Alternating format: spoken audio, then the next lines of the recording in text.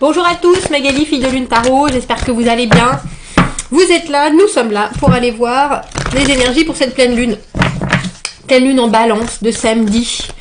Dans la nuit de samedi, ça nous parle de se recentrer. Alors c'est drôle parce que j'ai fait un tirage dernièrement qui est sorti samedi sur justement retrouver son axe. Les pleines lunes qui nous demandent de laisser certaines choses derrière, bien sûr. Mais là, les énergies, apparemment, nous aident pour tout ce qu'il y a de difficile à faire dans le pardon et la réconciliation. Donc, relation, équilibre et connexion. J'ai mon petit laïus, j'ai fait mes recherches. J'aime bien parce que cette pleine lune en balance, bien sûr, balance les compromis. Et puis la pleine lune qui s'appelle la pleine lune rose, parce que il y a des petites fleurs qui commencent à pousser et à sortir, qui sont roses, donc on laisse certaines choses derrière et on se recentre sur les objectifs avec l'aide des énergies autour, on dira, et qui sont vraiment basées sur le relationnel et sur ce qu'il faut maintenir de ce relationnel. J'ai écrit prendre conscience de notre besoin de relation et tout ce qui viendra avec le maintien. Ça aide aux réconciliations, recentrer nos énergies sur nos objectifs courants et laisser l'obscurité derrière. Donc, on va faire un tirage où est... j'ai fait un tirage qui nous parle de justement maintenir cet équilibre. Ça, c'est un résultat 50-50 arrive. Cette pleine lune que je vais mettre là tout en haut, mais j'ai pas beaucoup de place sur mon écran, donc je la laisse là pour moi. Donc, où est le manque d'équilibre? Un côté du conflit et puis l'autre côté également. Qu'est-ce qui doit réconcilier? Et les bonnes choses à faire. On fera une extension à ce tirage qui sera plus basé sur les énergies de l'ombre.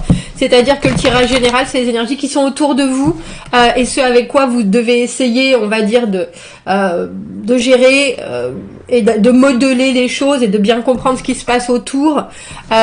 Et puis l'extension, si ça vous parle, le tirage général, alors allez la voir parce que là, on se concentrera sur les énergies intérieures, creuser plus en profondeur sur le recentrage de ces énergies sur les objectifs courants, comme je disais, et des objectifs qui, en eux-mêmes, doivent nous tirer vers le haut. On veut vraiment pouvoir se servir de ces énergies de pleine lune qui sont sur ce renouveau, mais un renouveau serein, j'ai envie de dire. Donc on ira voir les objectifs individuels et communs et les conseils dans l'extension. Vous trouverez le petit lien dans la boîte. En dessous, on fera un petit rituel dans ce tirage général, puisqu'on aime bien les rituels de la pleine lune, de la nouvelle lune. On va aller voir les messages à vous transmettre, justement pour cette pleine lune en balance de samedi. Qu'est-ce qu'il faut entendre? Qu'est-ce qu'il faut pouvoir ressentir pour accompagner au mieux cette nouvelle période de vie avec ce printemps qui arrive, j'allais dire, le manque d'équilibre, un côté du conflit, l'autre côté, ce qui va vous réconcilier, les bonnes choses à faire. J'aime bien parce qu'on a, sur ce deck-là en particulier, parce qu'il y a des arbres, on voit celles qui sont à l'endroit ou à l'envers. Où est le manque d'équilibre? Oh bah dis donc, ça commence fort. C'est entre la transformation, donc on a l'arcane sans nom et le 9 d'épée, on n'a que des cartes à l'endroit. Alors que vous savez que, bien entendu, on les lit à l'endroit comme à l'envers.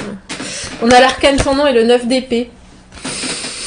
Où est le manque d'équilibre? Alors l'arcane sans nom, très joliment illustré dans cette carte. Vous voyez ce qu'on laisse derrière avec cet arbre mort et ce qu'on accueille devant avec ce nouvel arbre qui pousse. C'est exactement ça. Et le 9 d'épée, c'est les pensées obsédantes. Trop réfléchir. Être trop dans sa tête. Commencer à construire toutes sortes de scénarios alors qu'on est en train de vivre le changement ou qu'on a décidé soi-même de la transformation. Et on dirait que cette pleine lune en balance, elle met la lumière, alors je vais vous dire sur votre intellect peut-être, sur votre mental très certainement, mais je pense surtout sur ce qui vous inquiète, sur ce qui vous fait douter, alors que vous êtes forcément sur le bon chemin si vous en êtes là. Parce que l'arcane sans nom, c'est une séparation d'eux. Ça s'appelle mort, surtout dans ce jeu, parce que la mort laisse place à la vie et qu'on est obligé de passer par des terminaisons de phases pour justement pouvoir faire en sorte d'accueillir le nouveau. Et là, l'équilibre est difficile à trouver parce que c'est une combinaison de cartes qui est pour moi empreinte d'aller-retour.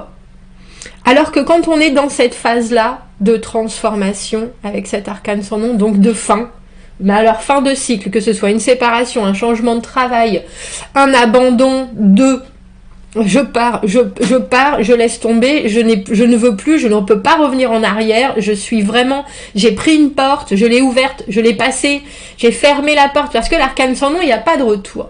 À partir du moment où on décide de cette transformation, à partir du moment où on passe, on fait le pas de, on peut pas revenir en arrière, que ce soit quelqu'un qui vous quitte, que ce soit vous qui quittiez, que ce soit une fin de travail. Il y a vraiment cette idée d'être obligé de s'engager dans autre chose différemment. Et le 9 d'épée, c'est tout ce qui vous inquiète, mais c'est vraiment purement de la construction mentale. Donc ça, parfois, empêche de vivre cette transformation sereinement quand on a toutes ces épées, c'est-à-dire toutes ces pensées qui nous passent par la tête et qu'on n'arrive pas à discerner celle qui est la vraie, j'ai presque envie de dire, parce que dans ces inquiétudes, il y en a très probablement une qui a du sens, mais elle est entourée de tellement de choses, d'autres choses, de pression, de vision, de choses et d'autres, que ça peut déstabiliser, j'ai presque envie de dire, tout le changement ou toute la décision en elle-même de changement. Il y a certaines choses qui ne doivent plus être avec cet arcane sans nom, et on dirait que cette nouvelle lune, quand on parle de connexion, quand on parle de réconciliation, on peut pas oublier, je pense, le pourquoi on a fait la guerre, mais on peut tout à fait essayer de ne pas se gaver le cerveau d'opinions, de choses de part et d'autre, et on peut tout à fait passer à autre chose, même si ça a été très compliqué. Et il y a quelque chose, je pense, avec cette nouvelle lune qui vous oblige quelque part à regarder ce qui reste à traverser de très compliqué avec cet arcane sans nom. Alors l'arcane sans nom, c'est le sphinx, hein, on renaît de ses cendres, mais on est tout brûlé quand même. On a passé des moments qui n'étaient pas forcément très agréables.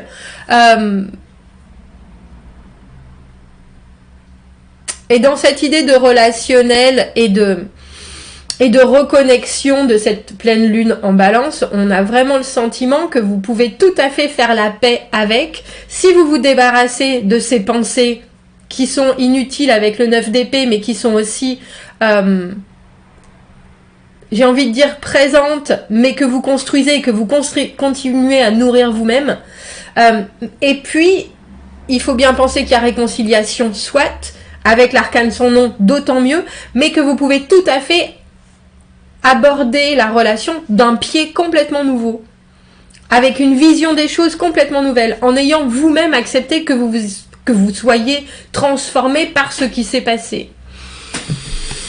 Alors, un côté du conflit, on a le 6 de denier, l'éternel 6 de denier, donner, recevoir, donner à perte, recevoir, passer, trop vouloir.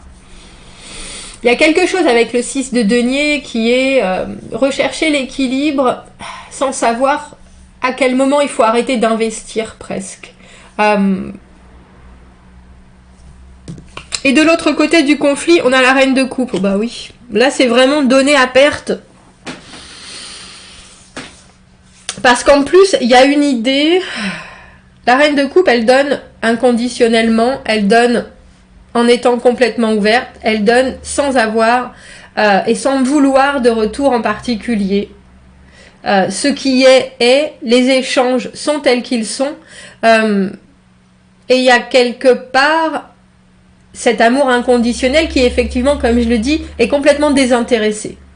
Le 6 de denier, on donne beaucoup, mais c'est comme ma maman dit, quand on donne tous ces bonbons, au bout d'un moment, on se retrouve, on n'a plus rien.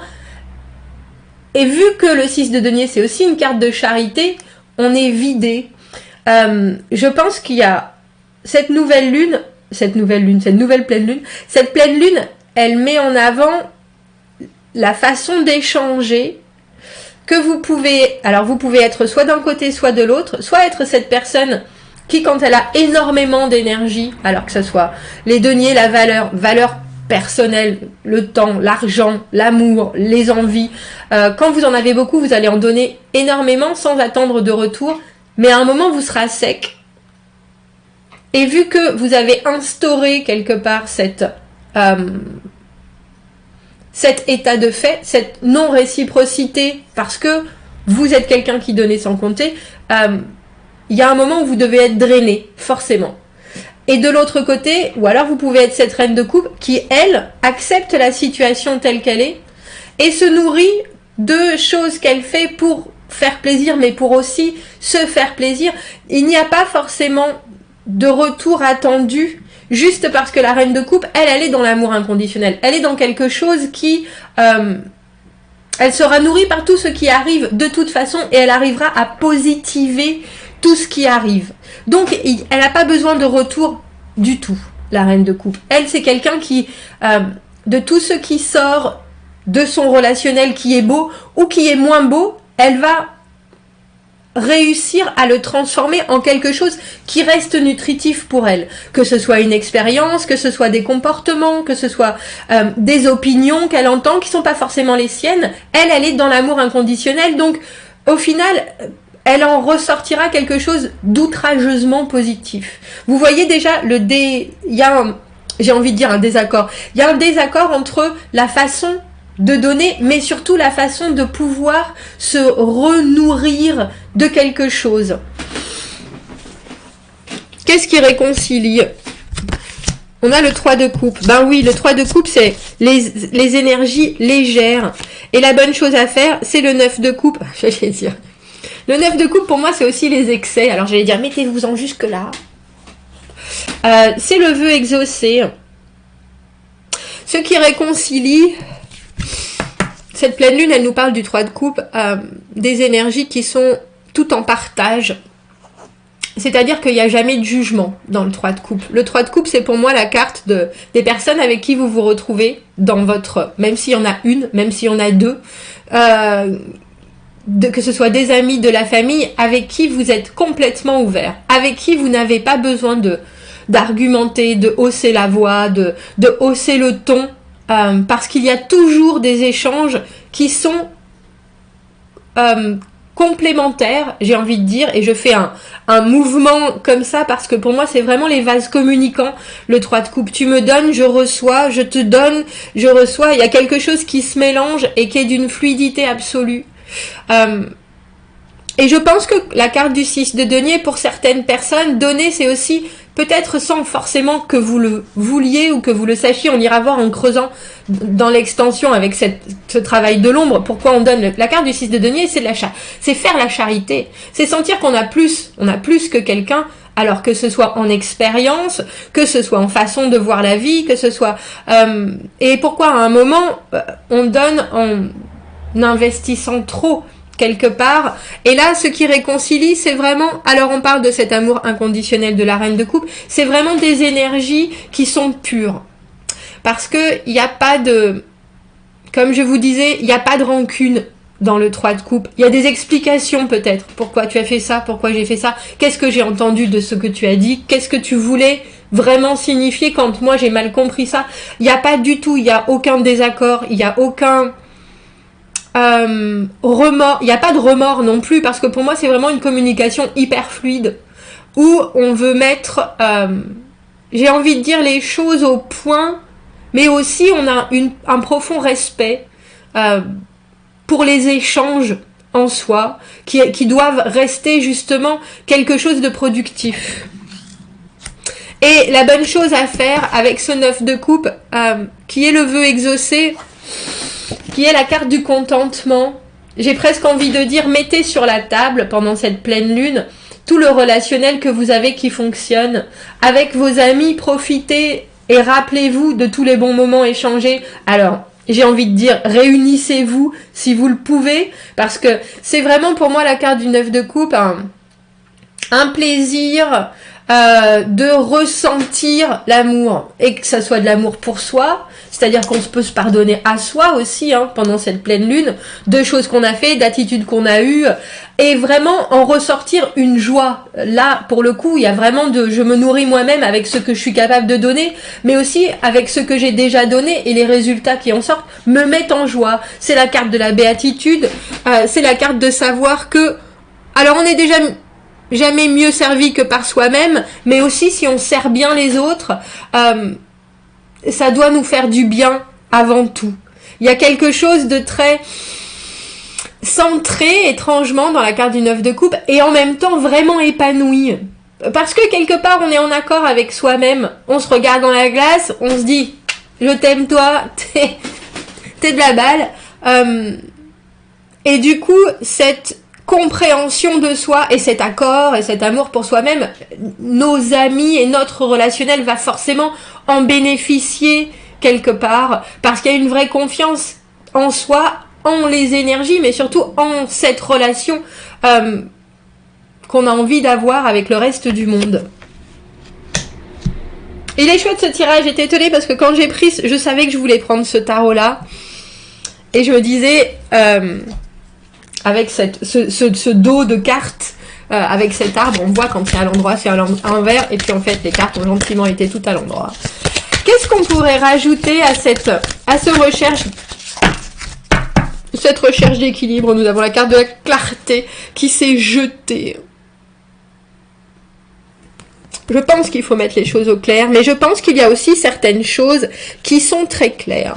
Je suis très intéressée par ce 6 de denier, cette reine de coupe, d'un côté et de l'autre, parce que quand les choses sont arrivées à cette séparation ou à ce moment de transformation avec cet arcane sans nom qui très probablement vous reste en tête, il y a vraiment deux significations dans l'échange qui sont complètement différentes.